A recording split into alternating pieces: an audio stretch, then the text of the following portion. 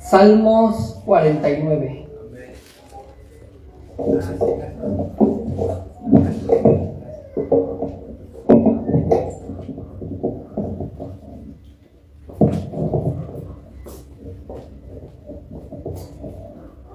Amén, estamos ahí, mis hermanos. Salmo 49. Vamos a leer como lo hacíamos con nuestra hermana Eli, alternadamente, un versículo yo y uno ustedes, y así nos unimos en el último. Confiando, mis hermanos, que la palabra de Dios, la simple lectura de la palabra de Dios, mis hermanos, nos limpia, nos purifica. ¿Cómo? No lo sé, pero así dice la Biblia, que la palabra de Dios es como agua que limpia. Así que por eso es importante leer la Biblia. Vamos, Salmo 49, dice así la palabra de Dios. Oíd esto, pueblos todos, escuchad, habitantes todos del mundo. Así los plebeyos como los nobles, el rico y el pobre juntamente. Mi boca hablará sabiduría, y el pensamiento de mi corazón inteligencia. Inclinaré al proverbio mi oído, declararé con el arpa mi enigma. ¿Por qué de temer en los días de adversidad, cuando la iniquidad de mis opresores me rodeare? Los que confían en sus bienes y en la muchedumbre de sus riquezas, ninguno de ellos podrá en manera alguna redimir al hermano, ni dar a Dios su rescate. porque la redención de su vida es de gran precio y no se logrará jamás. Para que viva en adelante para siempre y nunca vea corrupción.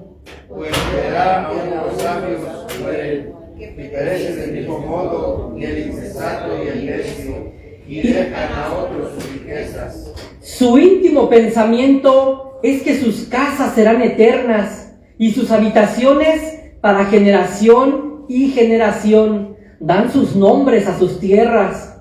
Mas el hombre no permanecerá en honra, es semejante a las bestias que perecen. Su camino es locura. Con todo, sus descendientes se complacen en el dicho de ellos. Como a rebaños que son conducidos al Seol, la muerte los pastoreará, y los rectos se enseñarán de ellos por la mañana. Se consumirá su buen parecer, y el Seol será su morada. Pero Dios redimirá mi vida del poder del Seol, porque Él me tomará consigo. No temas cuando se enriquece alguno, cuando aumenta la gloria de su casa. Porque cuando muera, no llevará nada, ni descenderá tras él su gloria. Aunque mientras viva, llame dichosa su alma, si se ha robado cuando prospere. Entrará en la generación de sus padres, y nunca más verá la luz. El hombre que está en honra y no entiende, semejante es a las bestias que perecen. Amén. Salmo 49.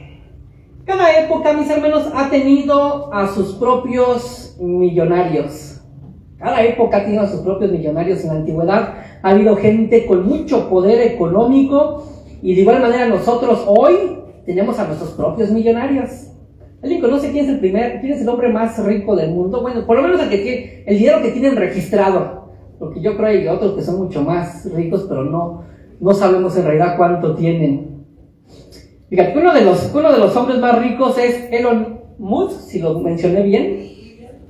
Elon Musk, algo así, ¿no? Es el dueño de la compañía de autos Tesla, y también es el dueño de Twitter, o lo que hoy se conoce como X, ¿no? Ya se le cambió el nombre. Elon Musk tiene 359.5 mil millones de dólares. No sé cuánto es ese dinero. 359.5 mil millones de dólares. Es el hombre más rico del mundo. El segundo lugar se lo lleva Mark Zuckerberg, el dueño de Facebook, WhatsApp, el de Meta. Tiene 230.7 mil millones de dólares. En segundo lugar. El tercer lugar se lo lleva Jeff Bezos. Ese no suena tanto. Este es el dueño de Amazon. y tiene 226.700 millones de dólares. Es gente muy poderosa, muy millonaria. El salmista, al estar escribiendo el Salmo 49, tenía a sus propios millonarios en su momento. El problema está, mis hermanos, en que esta gente poderosa, que tenían mucho poder, eran sus enemigos. Imagínate, hermano, tener de enemigo a gente con mucho poder, que sabes que te pueden buscar, te pueden vigilar, tienen todo a la mano para poderte hacer mal y para poderte destruir. Esta es la situación del salmista. El salmista se encuentra teniendo como enemigos a la gente más poderosa de su tiempo, a la gente más poderosa. Vamos a ver en nuestro salmo de hoy cómo el salmista, a quien se le atribuye este salmo a uno de los hijos de Coré. Los hijos de Coré eran los levitas, fueron levitas que se encargaban de dirigir la adoración en el templo. Lo hacían con arpas, con instrumentos de cuerdas. Así que uno de ellos escribe el Salmo 49, un levita. Y qué bien haríamos hoy de tener a gente que también escriba más cantos para nuestro Dios. Escribe el Salmo 49. Vamos a ver en primer lugar, mis hermanos, el alcance de este salmo. Cuando hablamos del alcance, hablamos de la audiencia a la que va a dirigir este salmo. ¿A quién le dirige este salmo? Si leemos los primeros versículos, dice el versículo 1: oíd esto, pueblos todos. ¿A quién está dirigido este salmo? A todos los pueblos. El alcance es a todos los pueblos. Y luego dice: escuchad, habitantes todos del mundo. Recordemos que en la poesía hebrea, mis hermanos, la poesía hebrea no es como nuestra poesía latina, que tiene que ver con rima y ritmo. Nuestra poesía es rima y ritmo, y entonces ahí vamos entonando algún poema. La poesía hebrea tiene que ver con paralelismos o con ideas antitéticas. Una idea y la de abajo es contraria, o una idea y la de abajo es exactamente lo mismo pero con otras palabras. Es lo que tenemos en el versículo 1, ¿te das cuenta? Dice: oíd esto, pueblos todos. Abajo está la misma idea pero dicha de una manera distinta. Escuchad, habitantes todos del mundo. O sea, aquí ha dicho exactamente lo mismo en la primera frase y en la segunda. Veamos a quién más dirige este salmo. Así los plebeyos como los nobles. ¿Para quién está dirigido este salmo? Para los de la alta sociedad y para los nobles, los de la baja sociedad. Y sigue diciendo: para el rico y el pobre. ¿Ves otra vez como la misma idea? Así los plebeyos como los nobles. La siguiente frase nos va a decir lo mismo pero con otras palabras: el rico y el pobre juntamente. Así que este salmo está dirigido para todos los habitantes del mundo, para ricos y para pobres. Así que, mis hermanos, con el alcance de este salmo, ¿estamos incluidos? Tú y yo. Este salmo es para nosotros también, para todos. Y dice el salmista: mi boca hablará sabiduría. ¿Por qué deben de prestarme atención? ¿Cómo escucha esto? Oíd esto. El salmo comienza con una orden: oigan, escuchen. ¿Por qué deben de escucharme? Porque mi boca hablará sabiduría y el pensamiento de mi corazón inteligencia. Inclinaré al proverbio mi oído y declararé con el arpa mi enigma. Está diciendo aquí el salmista: ¿por qué deben de prestarme atención? Porque les voy a hablar sabiduría. ¿Quieren saber qué tan sabio soy? Resuelvo enigmas, resuelvo problemas, los analizo, los examino, y es más, lo hago al son, ¿de qué? Del arpa, lo hago al son del arpa. Estoy tocando el arpa y estoy reflexionando, pensando, descifrando enigmas, problemas. Así que aquí tenemos, mis hermanos, a un hombre que va a hablar y un hombre que es muy sabio, muy sabio. ¿Qué es lo que nos quiere compartir este hombre muy sabio? ¿Qué es lo que nos quiere compartir? Veamos la cuestión. Hemos visto el alcance del salmo para todos, nos incluye a nosotros. Veamos la cuestión. ¿Qué es lo que el salmista aquí nos quiere enseñar? Que dice: es muy importante que sepan esto, escúchenlo, presten atención. En el versículo 5 tenemos el tema del Salmo. ¿De qué va a hablar? ¿Qué dice el versículo 5? ¿Por qué de temer en los días de adversidad, cuando la iniquidad de mis opresores me rodeare? ¿Cuál es el tema? El tema es, ¿por qué debo de temer cuando estoy en adversidad? ¿Por qué debo de temer cuando mis opresores me rodearen? Cuando mis enemigos me quieran atacar. ¿Por qué de temer? Ese es de lo que nos va a hablar el salmista. Nos va a expresar sabiduría, inteligencia, y nos va a decir por qué no debemos temer. ¿Por qué no le debemos temer? ¿A quiénes? A los poderosos. ¿Por qué no les debemos temer a los poderosos? Y aquí voy a hacer una pausa y preguntarte, mi hermano, ¿tienes algún enemigo poderoso? Aparte del Satanás. ¿Tienes por ahí otro humano mortal que digas, ese no me quiere y tiene la capacidad para hacerme mal? Pero si no los tienes, gracias a Dios, mi hermano.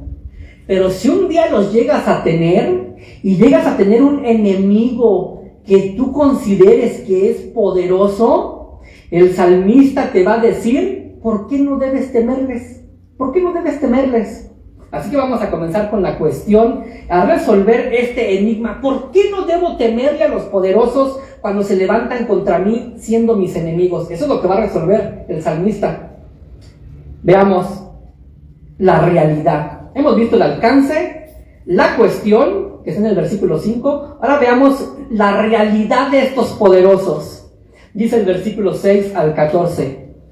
Los que confían en sus bienes y de la muchedumbre de sus riquezas se jactan, ninguno de ellos podrá en manera alguna redimir al hermano ni dar a Dios su rescate. Veamos en primer lugar lo que tiene el rico sin Dios. Y aquí quiero hacer la aclaración, lo que tiene el rico sin Dios. Porque hay muchos ricos que sí tienen a Dios. De hecho, en la Biblia tenemos a muchos personajes que fueron en su época millonarios. O sea, si pudiéramos, yo creo, contar sus posesiones en dinero, eran personas millonarias. ¿Recuerdan alguno?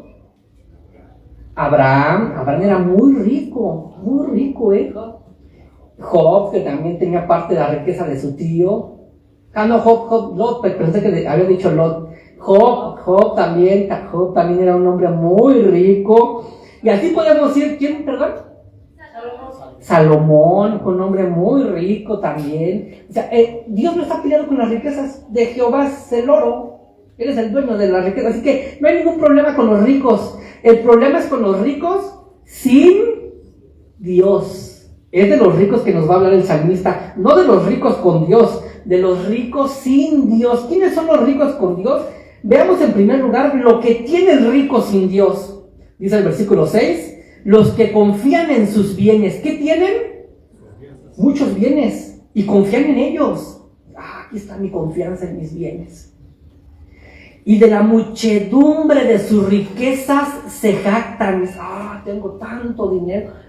Para mí, para mis hijos, para mis nietos. Y no sé para cuánta gente tiene los millonarios dinero. No se lo acabarían.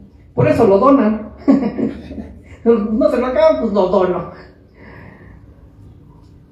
Tienen muchos bienes, tienen muchas riquezas y de ellas se jactan. Creo que aquí sí tenemos un paralelismo con algún personaje en la Biblia, alguien que nos dé el retrato exacto de a quién está describiendo aquí el salmista. ¿Recuerdas aquel hombre de la parábola de Jesús, de nuestro Señor y Salvador Jesucristo, que dice que un hombre que le empezó a ir muy bien, y dijo, derribaré mis graneros, ¿recuerdas?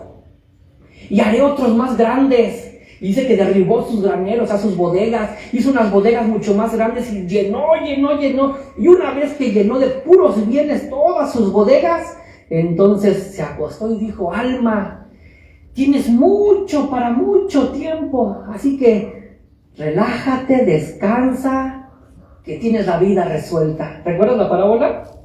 Y dice Jesús, diciéndole a este hombre rico que le pone el título de necio, esta noche vienen a pedir tu alma. Y lo que has tenido ya está almacenado para ti. ¿De quién será? Este es del rico del que nos está hablando aquí el salmista. Es el rico que confía en sus bienes, se jacta de sus riquezas, pero es necio porque hay algo que no pueden tener y no pueden comprar. Y es lo siguiente. Hemos visto lo que tiene el rico sin Dios. Veamos lo que no puede tener el rico sin Dios. Versículo 7. Ninguno de ellos podrá en manera alguna, ¿qué dice? Redimir al hermano, ni dar a Dios su rescate. Aquí no tenemos dos palabritas distintas que usa el salmista. Una es redimir. ¿A quién se redime? Al pobre. ¿A quién se redime? Al pobre. O sea, se paga un precio por un esclavo, por alguien que está en la antigüedad en un tianguis de esclavos, y se pagaba un dinero, un peso de oro, de plata por este personaje. Pero aquí lo que el salmista nos está diciendo es el pago, el precio por un hermano delante de Dios. O sea, ¿qué es lo que no puede comprar el rico sin Dios? ¿Qué no puede comprar el rico sin Dios? La salvación de su familia. No la puede comprar. No la puede comprar. Ninguno de ellos podrá en manera alguna redimir al hermano. Pero ahora veamos lo que no puede hacer el rico sin Dios consigo mismo. Ni dar a Dios su rescate. Aquí es una palabra distinta, redimir. Ahora aquí usa la palabra rescate. ¿Qué es lo que teme el rico? Que lo secuestren.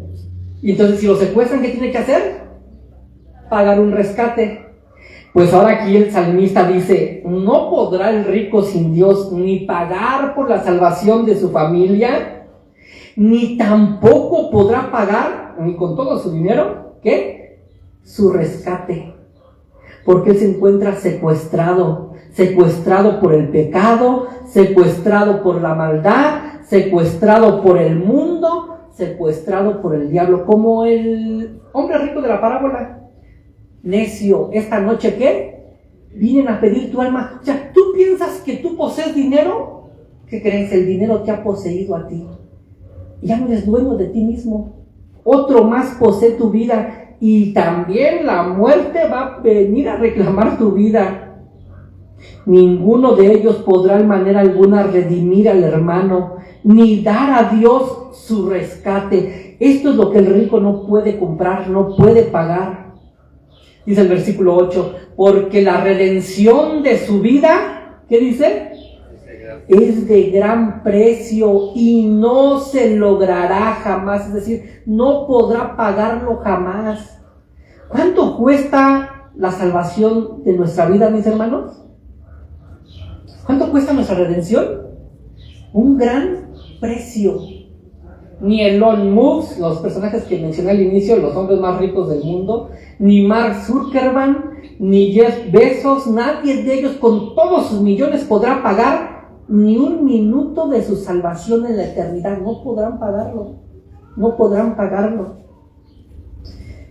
Lo que tiene el rico sin Dios, lo que no puede tener el rico sin Dios. Ahora veamos lo que le pasará al rico sin Dios. Versículo 10 al 14. Desde el 9 te leo. Para que viven adelante para siempre y nunca vea corrupción, pues verá que aún los sabios, ¿qué dice? Mueren, que perecen del mismo modo que el insensato y el necio, y dejan a otros sus riquezas. Su íntimo pensamiento es que sus casas serán eternas. Detengámonos un poquito aquí. ¿Qué es lo que le pasará al rico sin Dios? Morirá. ¿Y qué le pasará al pobre? Morirá. O sea, todos iremos al mismo lugar, moriremos. El salmista aquí está tratando de resolver el enigma. ¿Por qué no debo temerle a los poderosos cuando se levantan contra mí? ¿Qué es lo que está diciendo el salmista? Porque son igual que tú. Lo único que les hace diferentes es el metal que han acumulado. Es lo único que los hace diferentes. Pero al final, ambos morirán. Ambos son mortales. Pues verás que aún los sabios mueren. Aquí la palabra sabio la cambió el salmista por ricos. Pues verás que aún los ricos mueren, que perecen del mismo modo que el pobre, el que no tiene nada, y dejan a otros sus riquezas.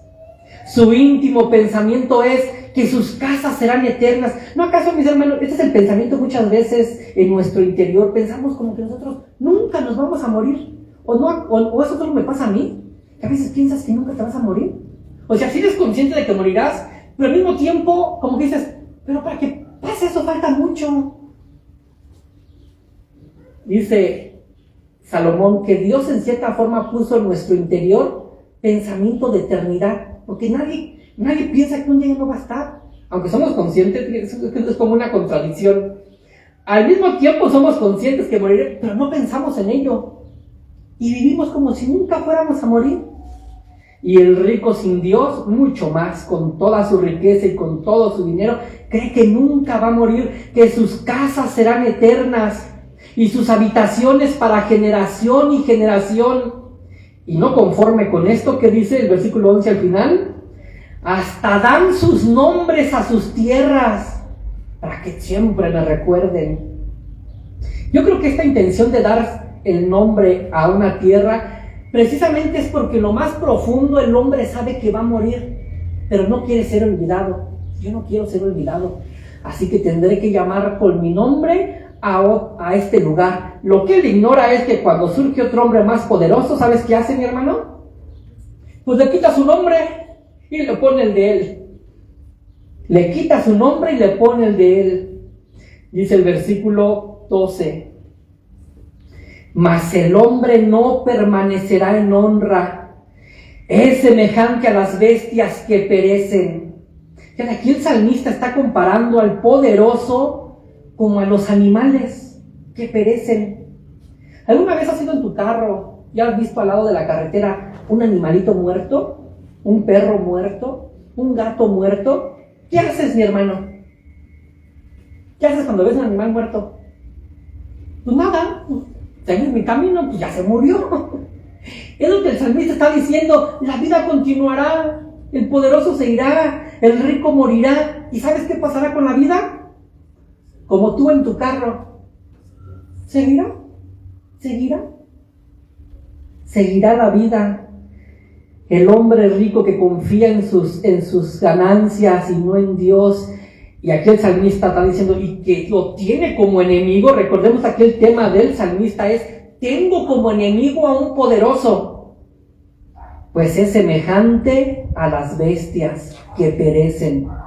Versículo 13, su camino es locura, con todos sus descendientes se complacen en el dicho de ellos, como a rebaños que son conducidos al Seol. La muerte los pastoreará. Fíjate, hermano, qué contraste de este versículo con el Salmo 23. ¿Cómo dice el Salmo 23, versículo 1? Jehová es mi pastor. Jehová es mi pastor. ¿Quién es el pastor de los ricos poderosos sin Dios?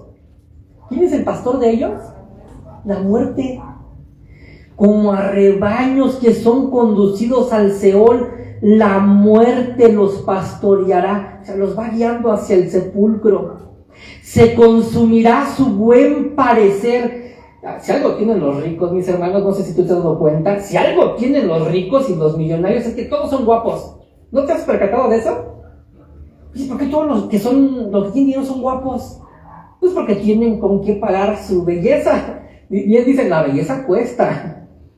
Dicen, todos los ricos son guapos.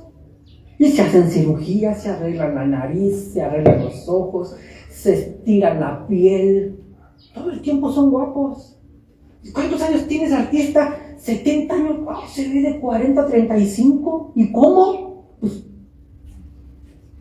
¿pero qué dice el versículo 14? Se consumirá su buen parecer y el Seol será su morada. Otras versiones dice, se pudrirán en el sepulcro. Toda esa belleza se pudrirá en el sepulcro.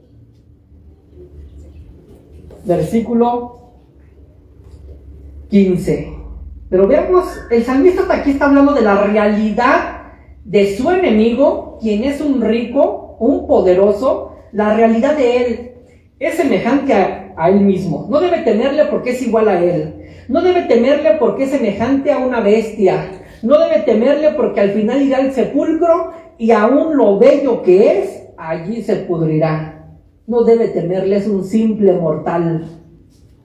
Pero veamos ahora la realidad del salmista, versículo 15. Pero Dios redimirá mi vida del poder del Seol, porque Él me tomará consigo. ¿Cuál es la realidad del salmista? A diferencia del rico sin Dios, que mientras él no puede pagar por su rescate, Dios, ¿qué va a hacer por él? Lo redimirá. Y notemos aquí usa la expresión redimir.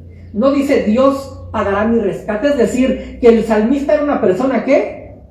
Pobre. Decíamos que ¿a quién se redime? Al pobre. ¿A quién se rescata? Al rico. Aquí el salmista dice, Dios redimirá. Yo soy pobre, miserable. ¿Sabías que los levitas no tenían herencia?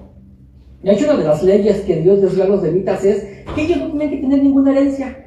Ellos no podían tener terrenos, casas, no podían tener los levitas eso. ¿Sabes por qué? Porque Dios era su posesión y su herencia, y debían conformarse solo con Dios. Ellos vivían en el templo, servían en el templo, y también de allí, pues obvio que vivían, tenían para su solvencia. No tenían que tener herencia ellos. Dios era su herencia. Es decir, eran pobres económicamente. Dice el salmista, pero Dios redimirá mi vida del poder del Seol, porque Él me tomará consigo. ¿Cuál es la realidad del pobre con Dios? ¿Cuál es la realidad del salmista? Que Dios le va a redimir del poder de la muerte. Mi hermano, ¿dónde están todos los poderosos del tiempo antiguo? ¿Dónde están todos los poderosos, mis hermanos? En la tumba. ¿Dónde están los pobres de la antigüedad? En la tumba. Pero ¿sabes cuál es la diferencia entre el poderoso y el pobre que confió en Cristo? ¿Cuál es la diferencia entre el humilde, el que no tiene posesión? ¿Cuál es la diferencia? Que al final Dios redimirá su vida del poder del sepulcro. Aquí tenemos la palabra Seol como sepulcro. Dios redimirá mi vida del poder del sepulcro, porque Él me tomará consigo, es decir, Dios le resucitará. Lo que el rico no puede comprar, mis hermanos, es su resurrección. Nunca resucitarán, y si lo harán, solo será para ser juzgados y una vez más regresar como dice el salmista, a ese estado de putrefacción donde no habrá nada que puedan hacer para tener un estado diferente. Pero Dios redimirá la vida del salmista. Dice el salmista, yo confío en que Dios me va a redimir. No le temo a mi enemigo, él va a quedar. Si al final el enemigo me mata, un día voy a resucitar. Pero si él muere, no resucitará.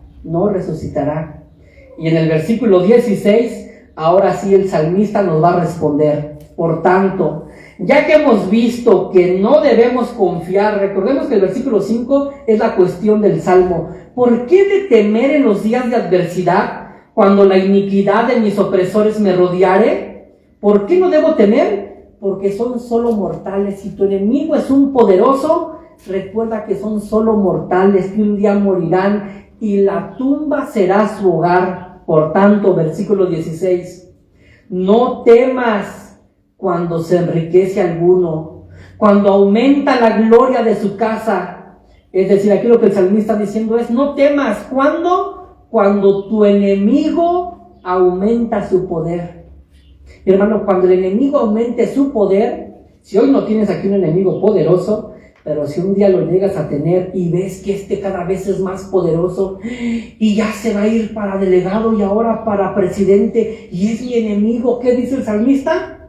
No temas cuando se enriquece alguno, cuando aumenta la gloria de su casa, porque cuando muera no llevará nada, ni descenderá tras él su gloria. Bien, Alejandro el Magno, un hombre muy rico y muy poderoso, conquistador de tiempos antiguos, cuando él murió pidió que cuando llevaban su féretro en esa marcha rumbo al sepulcro, que por favor sacaran sus dos manos y fuera con sus dos manos así. Y le preguntaron, ¿para qué? Para que vean que no me llevé nada. No me llevé absolutamente nada. Llegué desnudo y me voy sin nada. Pero esa es la realidad de la muerte. Nos vamos sin nada.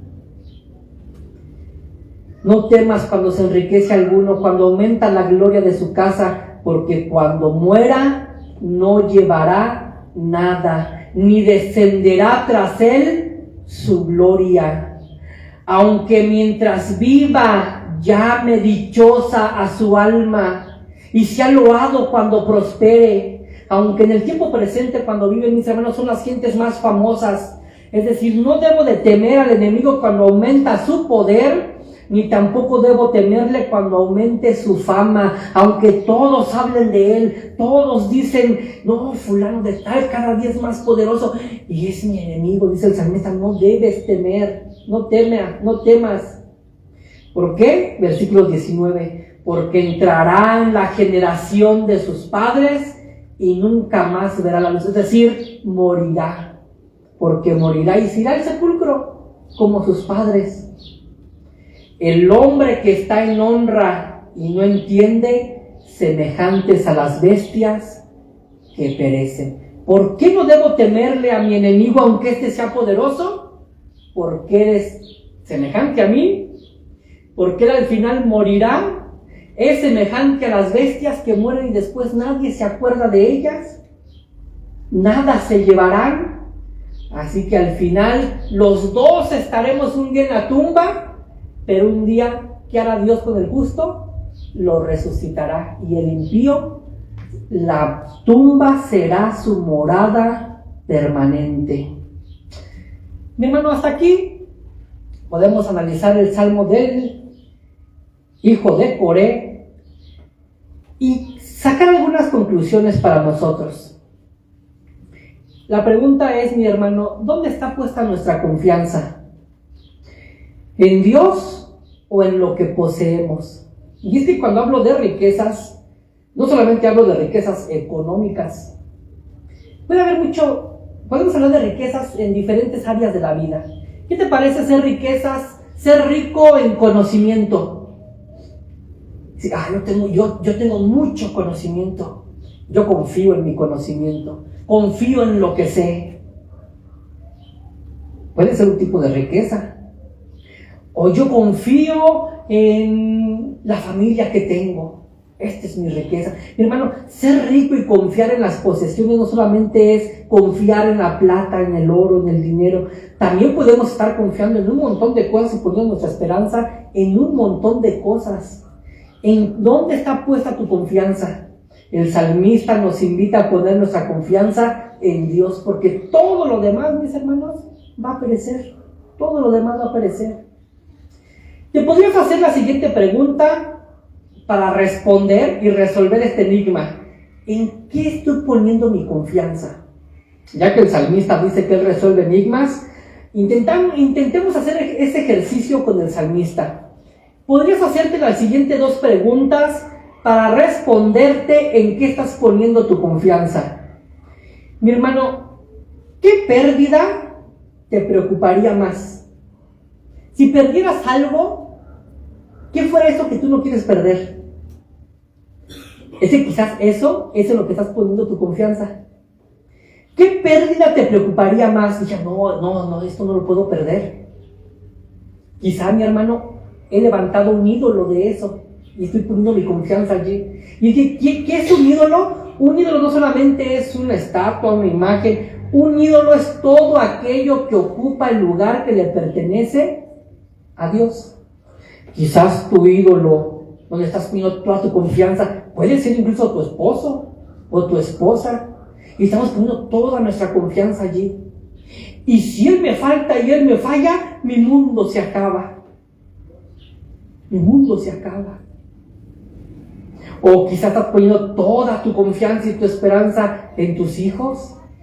No, si mis hijos me faltan, si a mis hijos les llega a pasar algo, mi mundo se acaba. ¿En qué estamos poniendo nuestra confianza? ¿En dónde estamos descansando? ¿En dónde estamos encontrando nuestro deleite de cada día? Otra pregunta. ¿Qué te hace sentir tranquilo, mi hermano? ¿Qué es aquello que cuando lo tienes te hace sentir tranquilidad? Cuando tengo esto siento tranquilidad. ¿Qué es? ¿Es el dinero? ¿Qué es lo que te hace sentir tranquilo? ¿Son tus relaciones? ¿Con tu familia, con tu esposo, con tus hijos? ¿Eso te hace sentir tranquilo? Entonces probablemente estamos poniendo nuestra confianza no en Dios, sino en aquello que nos rodea, que un día, mis hermanos, no estará. Un día los hijos se irán, un día el esposo ya no estará, un día la esposa ya no estará, un día todo lo material ya no estará. Pero mi hermano, si alguien va a estar siempre, es Dios. Y Él nunca va a faltar. El salmista nos invita a analizar y reflexionar en qué estoy poniendo mi confianza. ¿Qué me hace sentir tranquilo? Si perdiera qué cosa, me sentiría ansioso y preocupado. ¿Qué si ya no lo tuviera? Entonces empiezo con una ansiedad y una preocupación. Mi hermano, si tú has logrado identificar qué es eso que te hace sentir tranquilo, y si no es Dios, pues hoy puedes venir delante de Él y decirle: Señor, ayúdame a derribar cualquier ídolo que he levantado en mi vida. ¿Recuerdas al Juan el apóstol? Hijitos míos. Y le dice a los cristianos: hijitos míos, apartaos de los ídolos. A ese pastor, hermano, yo no soy idólatra, pero mis hermanos, muchas veces hemos levantado muchos ídolos. Tenemos ídolos espirituales. No se ven, no los tenemos en imágenes, pero hemos levantado ídolos, estamos poniendo nuestra confianza en ellos. Quizás es nuestra salud, es nuestro trabajo, es nuestra familia, es nuestra casa, es nuestro novio, es nuestra esposa, es el amigo, es la amiga. No, este es mi ídolo. Y cuando estoy con él o estoy con ella, cuando tengo esto y tengo aquello, me siento bien. Mi hermano, esto lo debería de producir nuestra confianza en Dios. ¿Por qué no debo temerle al poderoso? ¿Por qué no debo temerle a un poderoso cuando este es mi enemigo?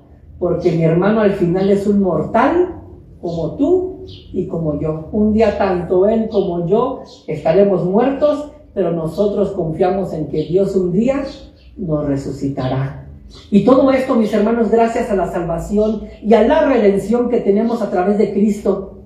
Quiero terminar, yo así termino, con el versículo que lee el salmista, el versículo 15, dice el salmista, de lo que está bien según el salmista: pero Dios redimirá mi vida del poder del Seol, porque Él me tomará consigo. Mi hermano, ¿sabes por qué tú y yo vamos a ser librados de la tumba?